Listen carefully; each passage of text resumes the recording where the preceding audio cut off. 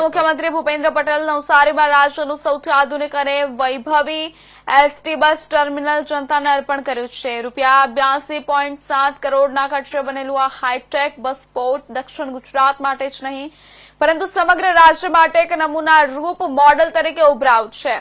Airport જેવી અનુભૂતિ કરાવતું આ ટર્મિનલ મલ્ટીપ્લેક્સ, વિશાળ food court, high class rest room, 150 CCTV camera અને સ્વિમિંગ પુલ જેવી સુવિધાઓ સાથે આધુનિક ઇન્ફ્રાસ્ટ્રક્ચરનું શ્રેષ્ઠ પ્રતિબિંબ રજૂ કરે છે. મનોરંજન માટે 3 મલ્ટીપ્લેક્સ થિયેટર, 11 ફૂડ કોર્ટ જેમાં એક સાથે 3000 લોકો ભોજન કરી શકે તેવી સુવિધા તેમજ 67 રૂમની હોટલ સાથે સ્વિમિંગ પુલનું આયોજન કરવામાં આવ્યું છે.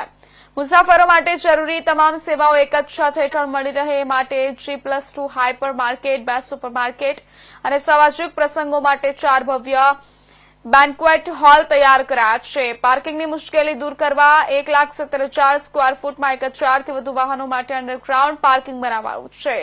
ડ્રાઈવર, કંડક્ટર માટે પ્રથમ વખત એસી રેસ્ટરૂમ અને વિશેષ રેસ્ટોરન્ટની સુવિધા ઉપલબ્ધ કરવામાં આવી છે. સમગ્ર પ્રોજેક્ટ પીપીપી આધારે ડીઆરએ કંપની દ્વારા નિર્માણ અને 30 વર્ષ સુધી સંચાલન હેઠળ રહેશે. નવસારીનું આ મોડેલ ટર્મિનલ ગુજરાતના પરિવહન ક્ષેત્રમાં આધુનિકતાનું નવું અધ્યાય લખે છે.